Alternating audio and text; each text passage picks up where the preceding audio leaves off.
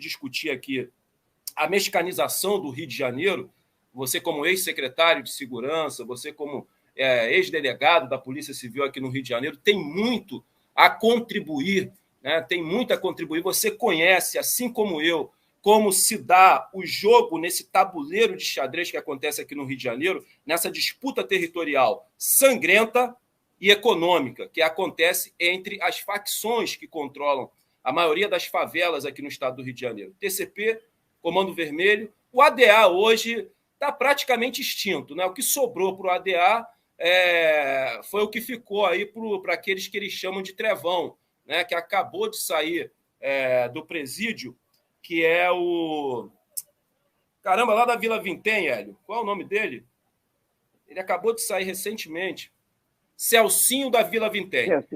Celcinho. E o Celcinho. O que sobrou para o ADA foi as favelas que o Celcinho controla, que é a Vila Vintém, tem ali o Barata e tem outra favela ali, que eu acho que é o 77. Foi o que sobrou para o ADA aqui no estado do Rio de Janeiro. A disputa hoje é entre Comando Vermelho, Terceiro Comando Puro e as milícias. As milícias têm um apoio considerável, né, por parte do Estado burguês, que é o seu braço armado, né? A Polícia Militar aqui no estado do Rio de Janeiro atua como linha auxiliar das milícias, e eu vou explicar o porquê, o Hélio vai entender. Todas as vezes que a milícia perde um território, você pode ter certeza do que eu estou falando, é só assistir os noticiários. Inicia-se uma série de operações policiais nesse território que a milícia perdeu. Para quê? Para asfixiar, né, a facção que acabou de expulsar a milícia do território, né, e facilitar a volta dos milicianos. O mesmo não acontece quando as facções perdem território para as milícias. Não existe, por parte do Estado burguês, essas operações para asfixiar, né, o território que a milícia acabou de controlar. Então, é importante vocês entenderem que nessa disputa territorial, nesse tabuleiro de xadrez, da disputa territorial econômica que acontece no Rio de Janeiro, a polícia militar ela tem um fator determinante para que uma facção venha se sobrepor em relação à outra. Vence essa disputa territorial sangrenta e econômica quem paga mais para a polícia. Né? Eu falei isso aqui, né, Hélio, no programa que nós participamos na TV 247, que hoje aqui, né, nessas invasões, né, alguns varejistas, né, invadem uma favela, integrantes de uma facção, para tomar o território da outra facção dentro do caveirão do BOPE. É assim que funciona. E vocês precisam entender que a maioria das armas que circulam nas nossas faixas de Gaza e nos nossos campos de extermínio, elas são armas de uso exclusivo do Exército, da Marinha, da Aeronáutica e das polícias. Essas armas não caem do céu. Elas não chegam aqui voando. Elas são desviadas. Então é importante vocês entenderem que o braço armado do Estado burguês, ele se alimenta e ele se nutre dessa disputa territorial e econômica. Quanto mais facções surgirem nesse país, mais vai se consolidar essa estrutura de corrupção que existe dentro do braço armado do Estado burguês. Mais armas serão desviadas. É importante que nós possamos fazer essa pontuação.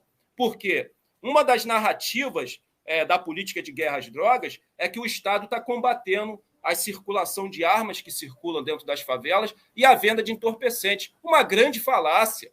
Uma grande falácia. A gente vai iniciar o programa de hoje aqui mostrando uma matéria do G1, Hélio, a gente até debateu sobre ela lá na TV 247, aonde em uma mansão na Barra da Tijuca foram apreendidos 47 fuzis. E dentro dessa mansão foram apreendidos 3 traficantes de armas. E essas armas seriam distribuídas aqui para as milícias e para as facções.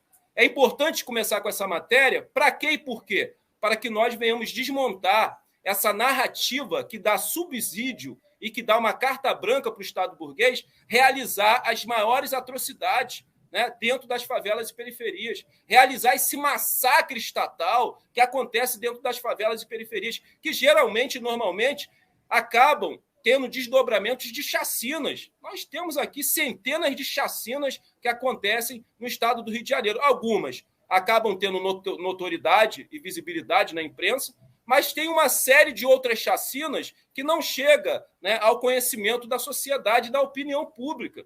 Então, é importante a gente debater aqui e desconstruir essa narrativa que parte da opinião pública, a imprensa corporativa burguesa entrega, é como se a imprensa corporativa burguesa e parte da opinião pública entregasse, né, uma carta branca nas mãos do Estado burguês para que ele se utilize do seu braço armado para realizar a barbárie e para cometer as maiores atrocidades possíveis que vocês possam imaginar dentro das nossas faixas de Gaza e dentro dos nossos campos de extermínio. Eles só conseguem isso porque eles conseguiram, através da imprensa corporativa burguesa, consolidar uma narrativa onde a opinião pública acaba naturalizando essa barbárie estatal, esse genocídio estatal que acontece dentro das favelas e periferias, através do esquadrão da morte do Estado burguês, que é a polícia militar, que tem que acabar nesse país para ontem, não é amanhã, é ontem. A polícia militar tem que acabar para ontem, porque dentro dessa corporação existem resquícios da ditadura militar. Todos nós sabemos que a maioria dos golpes, né, militar que aconteceu na América do Sul e na América Latina, a maioria não, todos, foram patrocinados e financiados pelo imperialismo norte-americano. E aí, né, no processo, né, dessas ditaduras que foram implantadas em países aqui da América do Sul e da América Latina, o imperialismo norte-americano, nesse processo, enviou, né, agentes da CIA para ensinar técnicas de tortura para o Exército, e o Exército automaticamente ensinou também essas técnicas de tortura para as polícias.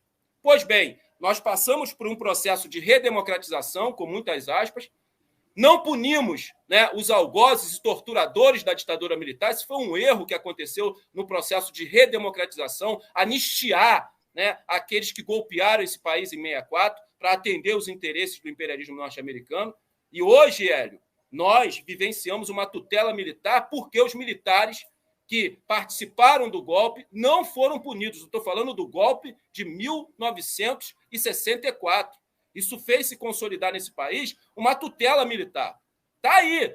O Poder Judiciário brasileiro, o STF, né, relacionado ao que aconteceu no dia 8 de janeiro, só está punindo os pés de chinelo. Sabe? Só está punindo os pés de chinelo que serviram como massa de manobra. Eu quero ver se a justiça burguesa brasileira, através do STF, vai punir os militares que participaram do 8 de janeiro, daquela tentativa de golpe frustrada do 8 de janeiro. O militar de patente mais rasa até os militares de patente alta, até os generais de 5, de 10 estrelas. Eu quero ver se a justiça burguesa vai puni-los. Duvido, eu já quero pontuar para vocês aqui, duvido. Então,